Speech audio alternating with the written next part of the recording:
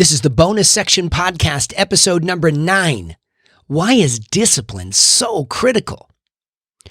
Are you the type of person that knows you were meant for something greater in this lifetime, and that somewhere inside of you there's just this bigger version trying to break free, but in spite of all your self-development, you can't seem to find the way up? Well, hey, you're definitely in the right place. I'm Danny Griffin, the founder of the Bonus Section podcast, and a person just like you trying to learn how to live the most fulfilling life possible.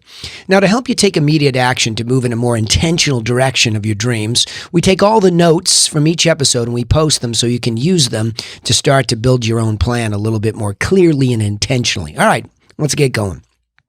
Discipline. I don't know what it is about that word. It just gets me a little cringy. I just don't like to be told what to do. And it sounds like that word tells me what to do. So let me get into what I've learned about discipline and why I think it's an important subject to cover right now, or at least agitate your thought. You know I like to do that. So the first point is, what comes first? Is it the goal or is it the discipline? You see, when I was getting ready for this podcast episode, I started thinking a lot about the term work ethic. You got to have a work ethic. You got to be able to go to work. And, that was the way I grew up. This Boston kid who came from this hard-working family, and we just learned work ethic young. And everybody in the neighborhood was pretty much of a worker, and just you came from working parents, and that was it. And it was a good thing. It was healthy. It kept us out of trouble. Everybody got a job. Most people became gainfully employed later on. Everybody was a decent student. Or, by the way, back then, the discipline that you got was from your parents, and they let you have it and let you know it when you weren't on track. And those were good times, because we learned those core things. And maybe discipline was by default. You got disciplined.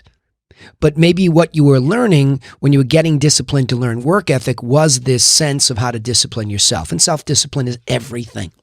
It's everything. It's the thing that keeps you in the guardrails. And so I ask, is it the goal or is it the discipline? So thinking about that background and how I was conditioned to be self-disciplined, I look back and I say, okay, I had this work ethic, but was it really channeled? So you can have it, but what is it going towards? I mean, is it every time that you say, oh, there's a task that I can complete for X period of time, and I just put my nose to the grindstone, as they say, and I just go, and I don't look up, and the next thing I get up and I say, is that really even the direction I want to be in? And you see, this happened to me early on in my career. That this concept of pleasing somebody else, also known as my parents, to get good grades in school, for example, somewhere along the line, that finally clicked in, and I figured, well, if they were putting me through these private schools, and I better take advantage of it. It just didn't feel right to me not to do the best I could. So I put my nose to the grindstone, and there was a clear goal of achieving better grades and from grade to grade to grade to grade. But what happens, boom, at the end of school when these doors open up and all of a sudden you have a life? You're somewhat educated, meaning that never ends. You've at least developed the ability to think critically, meaning you just don't take everything at face value. You think, you study, you adjust. But the goal, where is it? Where am I going? Where's that North Star? And early on in this podcast, I went right after the North Star. And that's why I think you better think about, even if you've been developed like I was in life or by life to be self-disciplined or hungry, or whatever you want to call it, you got to have a goal so you can harness it. See, once discipline is achieved, it is an incredible tool to be able to call upon. But it needs direction. It's like the horse that runs wild in the field. I mean, it looks so beautiful and graceful and everything, but, it's sort of like I always talk about the Buffy syndrome. If you haven't heard me talk about that, I had this little miniature schnauzer when I was growing up in Boston. We had this tiny little backyard, and it was my job to let Buffy out the back door, and she would go down a little fence yard, and she'd run this big circle until it got smaller and smaller and smaller and smaller, and then she'd pee all over herself in the middle of the yard, right? And I'd say to you, do you have the Buffy syndrome? I mean, Buffy was disciplined to do what she did, and she went out there and did her thing and spun around. But, the next thing you know, she's a twisted mess in the middle of the yard with no goal, huffing and puffing. So I've come to recognize that we want that goal first.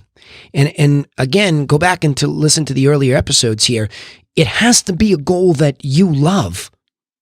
It has to be something that you want, not what everybody else is telling you. I mean a real goal. If you're going to look to put discipline, and by the way, don't sweat it if you feel like, oh my gosh, I never, had that fortunate background or been pushed or everybody's been too easy on me. Don't worry, we'll get to the development of the tool of self-discipline. We'll get there. But I believe either way, you have to get some goal clarity, and it has to be something that really matters to you. And that's the thing you were programmed to do. It's in there. It's in there. You can deny it all you want. You can push it down. But in the middle of the night in your subconscious, it's yelling and screaming and waking you up, tossing and turning. You wonder why you're tossing and turning? You're not pursuing the thing you want.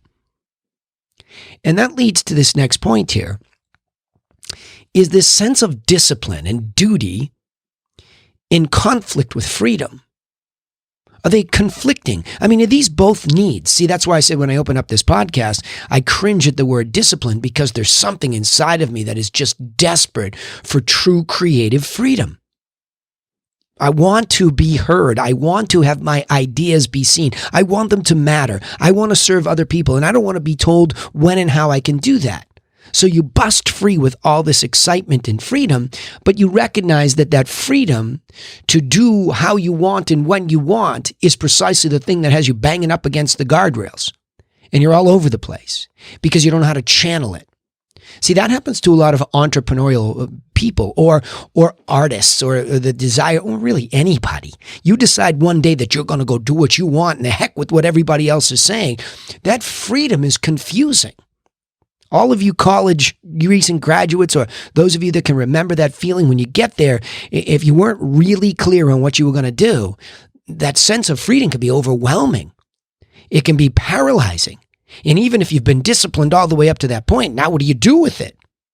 And that's why I say these goals need to be reclarified and reset, and you have to make sure it's something you want. I cringe when I see kids just rushing to take any job for the sake of taking any job. You want to take any job for the sake of a job? Do manual labor in some effort or some form to make some cash so that you can put food, water in your body, and shelter over your head. Okay?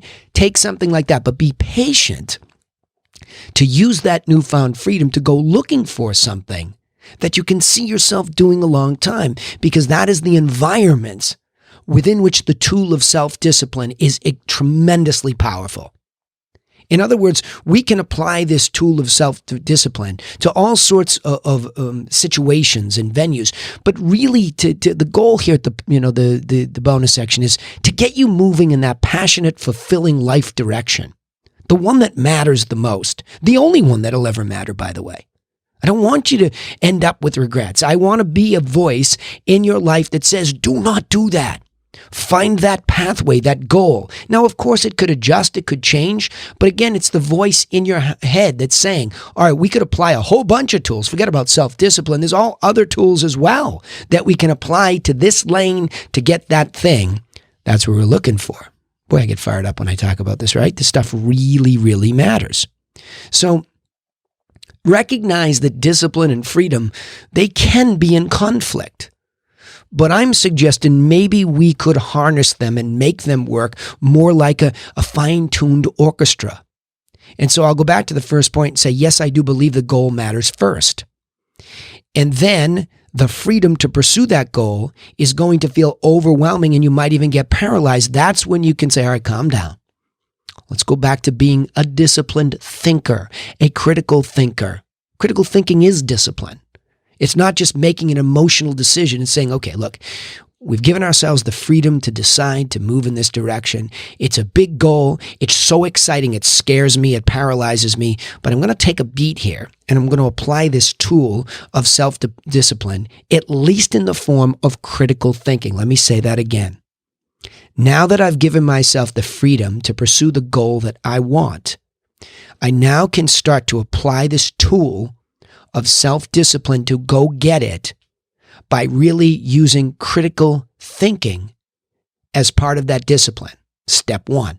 So in other words, imagine self-discipline and then below it, a little, indent. And the first thing, application, critical thinking. Meaning what? That goal is pretty clear. Do I know anybody else that has achieved that goal where I might be able to go look at them as being high achievers and successful, and then begin to critically think and research, how did they get there? What did they do? Can I social stalk their Wikipedia? Can I dissect their formula? Yes, yes, and yes. I go crazy with my own kids every time they keep coming to me, asking me general questions that could be specifically answered on YouTube, on Google, wherever they might go search. Go do your research. That's a discipline. And what comes from that research, so I have a goal. I have several people that I really admire that have achieved it. I've reverse engineered them by doing some study. They had a couple of variances, but there seems to be some universal way they both got there. Several of them got there. And that's where you begin to extract the bone structure of this plan. And see, the plan is the skeleton upon which the self-discipline really works. So you see how I just got there? I gave myself the freedom to pursue the goal I wanted. I applied the tool of self-discipline and the toolbox of self-discipline, let's call it that. And then there's a couple of tools in that toolbox of self-discipline: critical thinking, who has it, how'd they get it, right? And then the extraction of planning. What strategic plan does it seem like they used? And I begin to write that down and put it in a certain order. This is called reverse engineering, and it's so easy to do.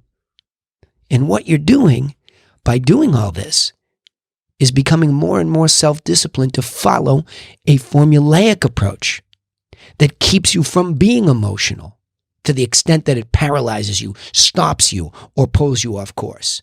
You see, there's not something inherently wrong with you. It's not like you're not a disciplined person. That's one of those cognitive distortions where people just make this ridiculous global statement about themselves as if they can't be this. We can all be this. There's no limitations. This isn't some class structure, some exclusive education. This is common sense. And this is applicable. And you can acquire this immediately. As soon as you hear this, you should be provoked and be curious and get out there, right? So now that leads to the next question. All right, we have these things going on. The next point here is, well, does that discipline ultimately become a habit? Absolutely, yes.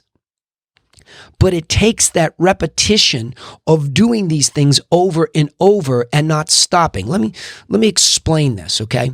I have a daughter who's an actress. Now, same thing. It's an interesting time to do this podcast because I'm in the heat of this with several of my own kids, and I've lived it and made all these distinctions. So now it collides with your desire to teach your own kids, let alone everybody else that will even give me the time and listen. You get excited for them and you see this, but you have to also pull back and watch them struggle through figuring these things out for themselves. So she has this very clear goal, and I have another one who's a photographer, etc. We could go on about all 5 kids, but I'll just pick a couple.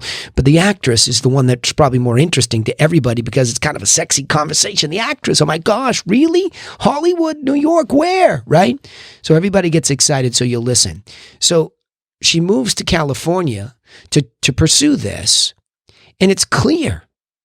And now she's already gone through schooling and everything, so she arrives, but just like I'm saying, like any of us, the full permission of her parents, the backing of the school, and everything, and all of a sudden that ends and is overwhelming. The doors open up, and even though she's good enough, even though she's already gotten parts, even though she got, one of the, a critical acclaim, a critic wrote a beautiful, glaring, positive review about her, and it was almost lost on her.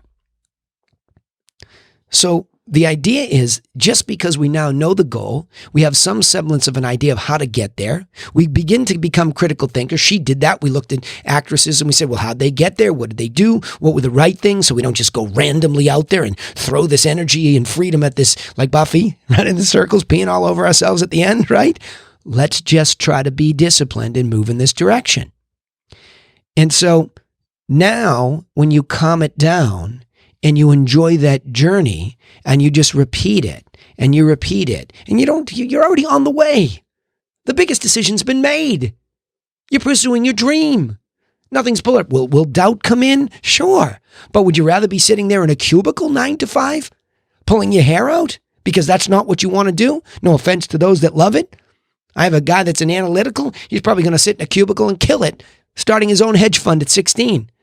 I don't know. I'm just telling you, to each his own. But once you're there, you're going to have setbacks. You're going to have struggle. And this is where that toolbox comes in. All right, calm down. There's another little branch off of self-discipline, by the way. The toolbox of self-discipline. We even opened that up. I thought that was a tool at the start of the podcast. I'm finding micro tools inside of it.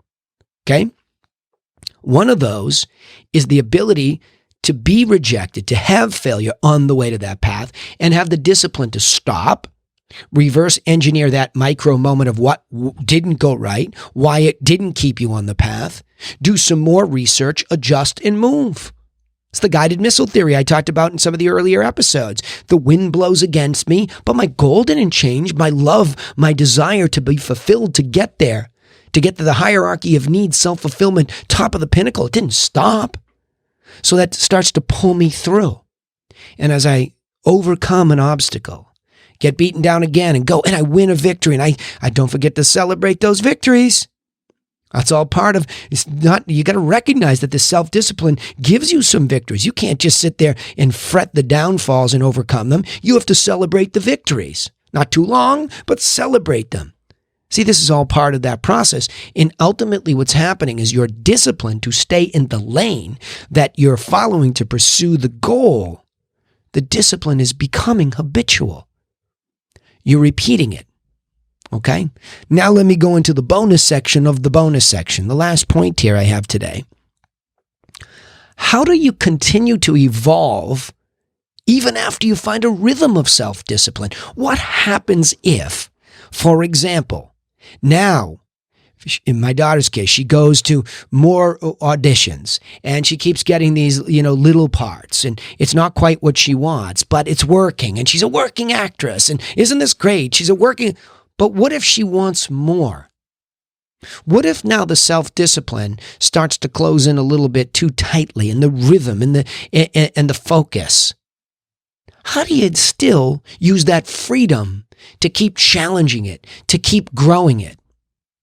Well, you look at different levels of the goal, different variations. So we had this big rock in the jar to just get there, find a few people that were good at this, but now start to take some more micro lanes. Are you a comedic actress? Who does that? Can you do things that support that? Should you be doing some stand-up versus some dramatic versus some Shakespeare? See where I'm going? It gets more fun. That's the journey. The journey of self-discipline got us going towards the big goal, but then it turns out the reward is to see the variations, to see more specifics and get more detailed on what you really love. That's the coolest thing. The lump of clay is getting more and more refined, and it's you that's at the end of it. It's no longer somebody else. They helped you get started, but now your self-discipline is something where you're having a conversation with, now it's clear that it's you at the top of the mountain. You can see the version of you because you keep going there. What a reward. Pretty cool, huh? Let me go back and summarize this. Why is discipline so critical? Well, it starts off with recognizing I'm not so sure it comes first. I think a real goal of what you really want allows you to then apply the tools that discipline, and especially self-discipline, offers you. Okay? And recognizing that discipline is in conflict with freedom. Once you decide you have the freedom to do this and pursue this goal, well, all of a sudden you're running around in circles. Be careful of that. You want to make sure that you see it, and then you begin to do some homework by reverse engineering. Who's already achieved it? What discipline did they use? And then by digging in, you find their formula, their plan, and you begin to copy some of the universalities of it and apply it to you. And eventually the next point is it becomes a habit that you're repeating it and making refinements, celebrating the small victories, overcoming the small defeats. And then remembering the reward or the bonus section of pursuing this is that you get more micro, and more. It becomes less about those who went before you and more about your own personal pursuit of the best and most fulfilling version of yourself. I get the chills just summarizing that, okay? All right, let me say it this way. The concept of being disciplined can agitate the rebel in all of us, just enough to put us in direct conflict with the achievement of goals that are very important to us. The key is to have a goal that is so critical to you, living a fulfilled life, that it allows an environment for your mere pursuit to transform into a habitual discipline that is always adapting and growing. All right, now, remember, you can take immediate action to get moving in a better direction for all of this stuff because we take the notes for you here and we put them over at freethinkingtools.com. Get over there, get a copy, sit down somewhere in your quiet place and plan and research and use that discipline. Also, don't forget to subscribe to this podcast on iTunes, Spotify, or wherever else you might be listening so that you don't miss out on any of the insights each time we upload an episode. We also post all of our episodes on our social media channels, so remember to turn on those notifications for the bonus section, and you won't miss the reminders. We'd also appreciate it if you'd share our content with other people like you so they get the help that they need pursuing their dream. Be a giver, right? And that way, you can help us on our mission of becoming all a bunch of people for others. Thanks for listening. Remember, nobody's coming for you. So please go get to work on yourself and the plan that you need to achieve your dream. I'll see you in the next episode.